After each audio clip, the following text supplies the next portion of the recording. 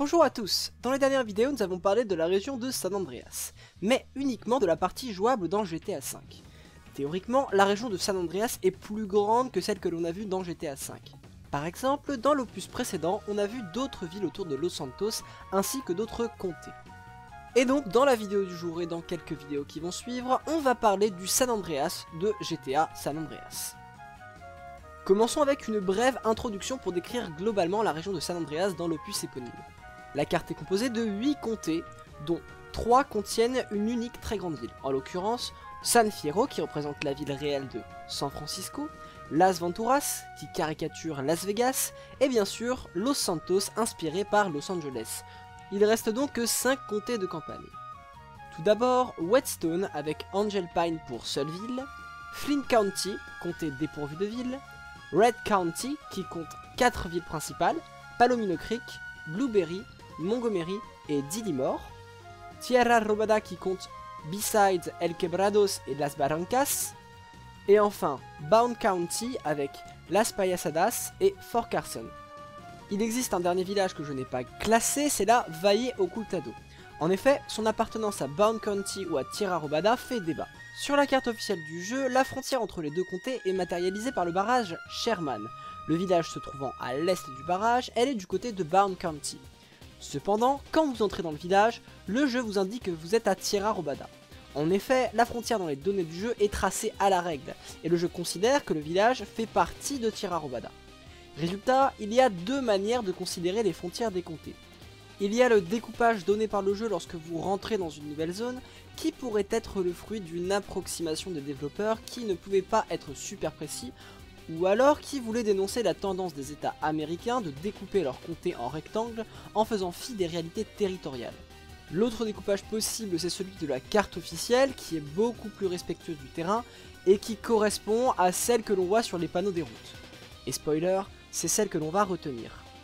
En fait, en plus du problème de la Valle Ocultado, la carte in-game aboutit à quelques absurdités. Tout d'abord, la rive sud du côté de Las Venturas et Bound County se retrouverait dans Red County, pourtant situé de l'autre côté du fleuve. Ensuite, le nord de Flint County se retrouverait rattaché à Red County, pourtant situé de l'autre côté de la rivière. On peut aussi noter que la frontière entre Flint County et Whetstone ne tient pas compte du fleuve. Mais mon bug favori, c'est la frontière Los Santos-Red County, où la moitié du quartier de Los Santos et de Mulholland serait rattaché à Red County.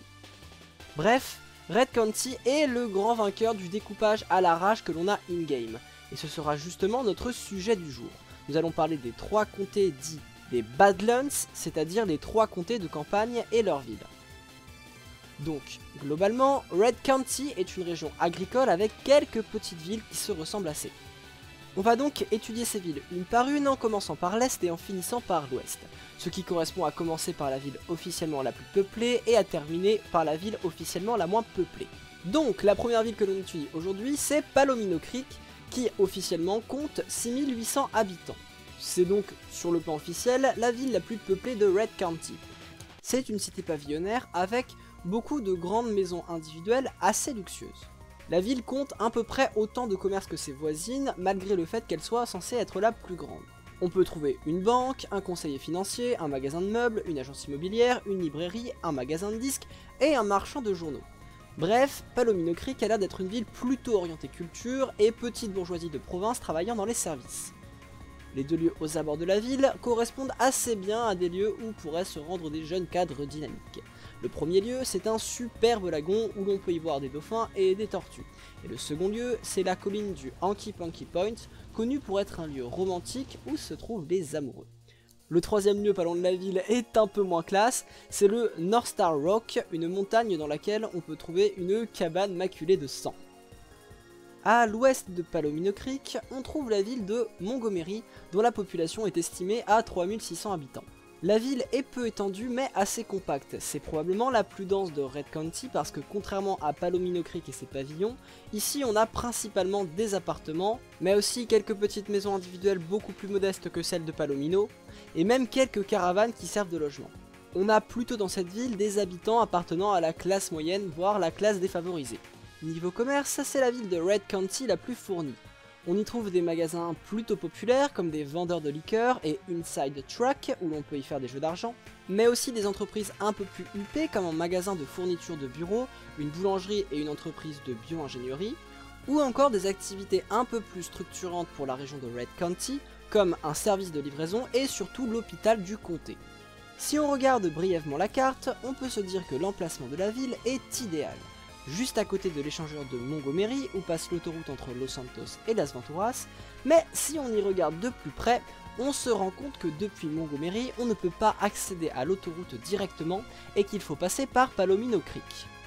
À côté de la ville, au sud-ouest, on trouve Fern Ridge, une chaîne de montagnes boisées, et au nord de la chaîne, on trouve le hameau de Hampton Barnes, situé à proximité du pont reliant Red County à Bourne County. Au sud-ouest de Montgomery, on trouve Dillymore, une ville estimée à 2100 habitants. La ville est la plus petite en termes de superficie et ses habitations sont des pavillons et des appartements. On est donc un cran au-dessus de Montgomery niveau classe sociale. La ville est spécialisée dans les voitures puisqu'elle compte un magasin de vente de voitures, un magasin de vente de pièces auto et un pay and spray permettant de réparer sa voiture. Toujours dans le registre de la mobilité, la ville a un magasin de vente de vélos. Il y a peu d'autres commerces comparés aux autres villes de Red County, même si on peut trouver un magasin de meubles et un bar.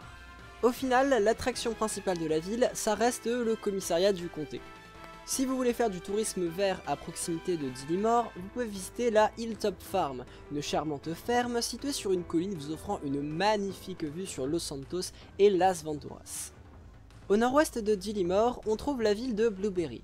D'après le panneau à l'entrée de la ville, elle compterait 1300 habitants, ce qui en ferait la ville la moins peuplée de Red County. A la base, la ville devait être principalement un village avec des commerces pour les fermiers du coin, ce qui expliquerait sa faible population.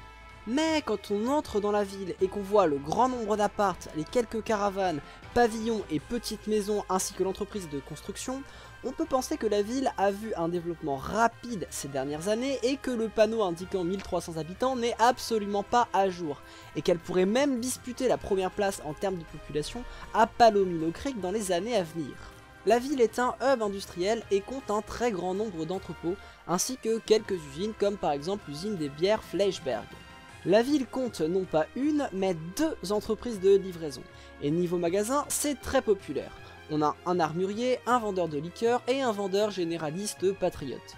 À l'ouest de la ville, on trouve Blueberry Acre. C'est un très large champ agricole avec plusieurs bâtiments qui doivent contribuer énormément à l'économie de la ville. Encore plus à l'ouest, on a The Panopticon, un camp de bûcherons dans lequel il y a parfois des courses de voitures. Bref, pour résumer les 4 villes de Red County, on a Blueberry qui est en pleine expansion et qui a probablement la population la plus pauvre avec Montgomery, tandis que Palomino Creek serait la plus riche avec Dillymore. Dans la mesure où le bureau du shérif et l'hôpital se trouvent dans deux villes différentes et qu'elles ne se trouvent dans aucune des deux villes les plus peuplées, il est très difficile de désigner la capitale du comté, et c'est assez logique puisque le comté semble être assez polycentrique. Au sud-ouest de Red County, on a Flint County, le seul comté sans ville de GTA San Andreas. De ce fait, elle n'a ni bureau du shérif ni hôpital, alors que tous les autres comtés ont les deux. Néanmoins, le comté n'est pas vierge de population ou d'activité, particulièrement au nord où on peut trouver Easter Bay Chemical, une grande usine de chimie et le dépôt de fret de Falentry. Entre les deux, on peut trouver un camp de caravane qui est probablement le lieu le plus peuplé du comté. Au centre, on trouve plusieurs fermes et on va en citer 4. Tout d'abord, The Cult Farm, qui est une ferme contrôlée par la secte Epsilon. Ensuite, Bacon Hill est situé sur une colline qui est connue pour son moulin. Vient ensuite Flint Range, qui est une vaste étendue de champs cultivés. Et enfin, Leafy Hollow, qui est la ferme d'un hippie qui fait parfois pousser de la marijuana. Le tiers sud de Flint County s'appelle le Backhoe Beyond. C'est une forêt avec des formations rocheuses totalement dépourvues d'activité humaine. Il n'y a aucun bâtiment et hormis un lac pollué, il n'y a rien d'intéressant. À l'est du comté, il y a plusieurs infrastructures qui permettent de connecter Los Santos à l'ouest de San Andreas, comme le Los Santos Inlet et ses aires d'autoroute et la Flint Intersection, sous laquelle on peut trouver quelques caravanes. Bref, Flint County est une province très peu peuplée qui vit principalement de l'agriculture et qui manque cruellement d'un petit village avec quelques services. Le comté à l'ouest des Badlands, c'est Whetstone, et la seule ville du comté c'est Angel Pine, ce qui implique que cette ville a un bureau du shérif et un centre médical. Des 5 villes qu'on a vues aujourd'hui, c'est celle qui a le plus de commerce. Il y a pas mal de divertissements comme un cinéma et un vendeur de disques. Mais aussi des magasins de déco comme un fleuriste ou un vendeur de meubles. En vrac, on peut aussi trouver un salon de beauté, des restaurants, des cafés et même une scierie et une entreprise de crédit. Niveau habitation, on a des pavillons et des maisons individuelles assez spacieuses mais qui ont l'air d'être faits avec des containers qui ont été transformés en maisons. Donc je dirais que la population de la ville est plutôt dans les classes moyennes. Bref, une ville moyenne dans tous les sens du terme. Surplombant la ville, on trouve le mont Chiliad qui est le point le plus haut de San Andreas. Et ce lieu sera repris dans GTA V. À côté de la ville, on a aussi Shady Creek, une forêt dense dans laquelle on peut trouver la Shady Cabin, une cabane perdue glauque autour duquel planent bien des mystères. Bref, Whetstone, c'est un petit comté qui se développe principalement grâce au bois et aux services. Bon, on a fait le tour des 3 comtés des Badlands. On a pu voir que malgré que les 3 comtés aient des paysages à peu près similaires, c'est-à-dire de la campagne profonde et quelques formations rocheuses, on a une très grande disparité territoriale. Red County est la province la plus peuplée et les 2 autres sont très peu denses. À Flint County, la population est répartie un peu partout sur le territoire, dans des fermes notamment. Là où à Whetstone, la population est concentrée dans la seule ville. A mon sens, la priorité dans le coin, c'est de construire à Flint County un hôpital et un bureau du shérif, et pourquoi pas 2-3 commerces autour, parce que c'est super important que les fermiers n'aient pas à aller dans un autre comté pour accéder aux services de base. Voilà, cette vidéo est maintenant terminée. Si ça vous a plu, vous pouvez lâcher un like et vous abonner. Et si vous avez envie de vous perdre dans le rural profond des Badlands, vous pouvez le faire savoir dans les commentaires.